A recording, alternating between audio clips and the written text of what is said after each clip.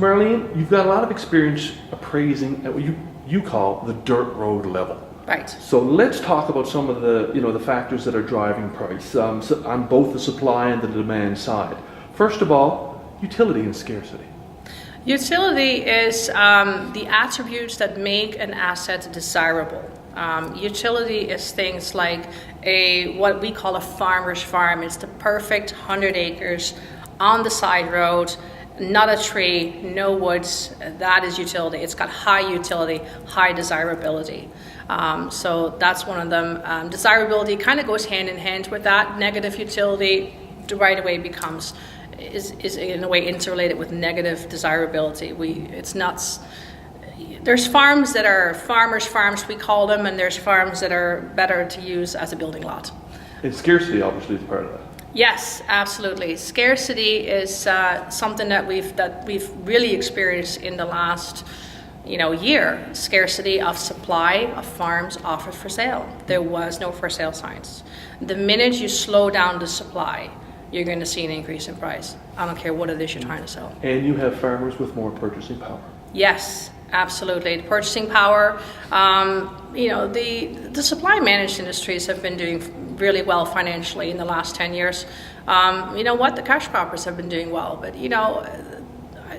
definitely it has been some of the supply managed for the dairy farmers and poultry farmers that the dairy farmers are in a unique situation in that because of the changes in the management of the quota system and the resulting lack of quota offered for sale on the market, it left some of these aggressive farmers that were always growing, always moving and shaking and trying to come up with what are we going to do tomorrow.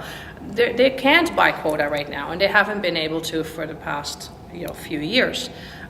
They have turned their attention to their alternative, which has been dirt. Mm-hmm. And so absolutely they are part of the equation as to what's been driving land values in some areas. Now the story is similar in poultry, but cash crop's a little different. And you mentioned, the loss of rental land. It's tough to rent land. You've got to buy it. Yes, exactly. What my large cash crop clients have been telling me is that many of the farms that have been sold in the last couple of years have gone from the widow owner who was not farming him or herself and was renting it to, let's say, these large cash crop operators, and it's now being sold and is going to an active farmer, whether it be an active cash crop farmer, poultry, whatever. With that comes I'm sorry, you can no longer rent this land because the new owner is farming it himself. That's where the pressure is coming from the cash crop farmers to replace some of this lost rental land with owned land. And in talking to some of these large operators, it's definitely one of their bigger challenges that they're facing right now. The last point you made in your presentation was size matters. Amalgamation, a lot of farms are being combined. Yes, it's a trend that I think we see in almost any industry. I don't think it's unique to agriculture. But yes, the size of the operations right across the board is absolutely changing. Where 10 years ago it would be fairly typical for me to appraise 1 or 2 parcels of land that were owned and controlled by, let's say, family A. Now we're doing 7 farms, 9 farms, 14 farms, 18 farms. And make no mistake, it's still controlled by family A. This is not a mega corporate farm. This is a family-run operation.